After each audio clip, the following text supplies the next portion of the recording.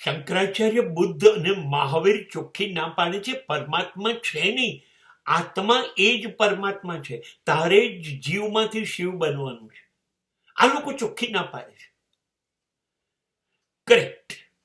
હવે મારા મનમાં એમ થાય છે, પરમાત્મા જો તમે લોકો કહો છો, જે ક્રિશ્ચિયનિટી કહે છે, જે ઇસ્લામ કહે છે, જે ચુસ્ત હિન્દુ લોકો કહે છે કે પરમાત્મા છે, એ પ્રક્રિયાઓ આ જે બધું કરીએ છે એ કરો, શાસ્ત્રોમાં આપી છે, સંતો કહે છે એ કરો. નહીં કરો તો ઈશ્વર કાં તો દંડ કરશે, સજા એટલે ભય, અને જો કરશો તો ઈશ્વર તમારું આટલું સારું કરશે તો લાલચ.